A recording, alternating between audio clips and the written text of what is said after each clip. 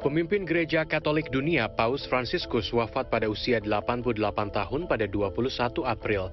Paus yang sempat melakukan kunjungan apostolik ke Indonesia pada 2024 lalu dikonfirmasi mengidap penyakit pneumonia bilateral atau pneumonia ganda. Pneumonia ganda itu adalah infeksi paru-paru di parenkim paru yang melibatkan kedua belah paru-paru. Gitu. Jadi sebenarnya itu bisa disebabkan oleh bakteri, virus, ataupun jamur. Nah, kenapa dia bisa melibatkan kedua belah paru? Itu bergantung dari berbagai sebab dan akibat. Meski penyakit ini diakibatkan karena bakteri, virus, atau jamur, ada kondisi lain seseorang dapat terjangkit pneumonia ganda.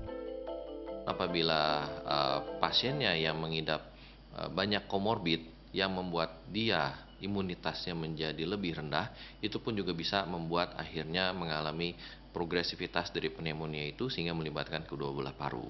Nah, awalnya mungkin hanya terkena pada suatu tempat saja dari paru-paru dan kemudian berkembang menjadi pneumonia bilateral atau pneumonia ganda. Gejala pneumonia pada dasarnya memiliki gejala sama baik yang menyerang satu sisi paru-paru atau keduanya, seperti demam, muncul batuk, adanya keluhan nyeri dada, sesak nafas, hingga penurunan berat badan. Kondisi ini bisa lebih berat dan berbahaya jika menyerang kedua sisi paru-paru.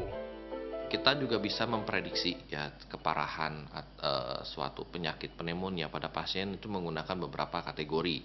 Ada yang kenal dengan CURB65 atau Curve 65 dan ada PSI atau Pneumonia Severity Index. Dengan menilai beberapa parameter tersebut kita bisa memberikan prediksi bahwa pasien ini apakah akan mengalami pneumonia yang semakin berat atau memang pneumonia yang bisa ditangani di rawat jalan atau ruang rawat biasa.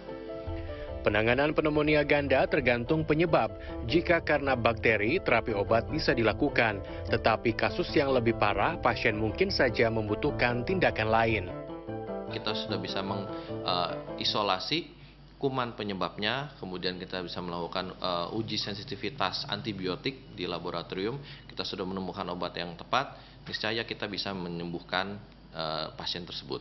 Namun dalam memberikan tata laksana kepada pasien banyak sekali faktor-faktor X ya yang memang kita tidak bisa yakin 100% seperti kayak komorbid, lalu bagaimana respon imun si pasien tersebut.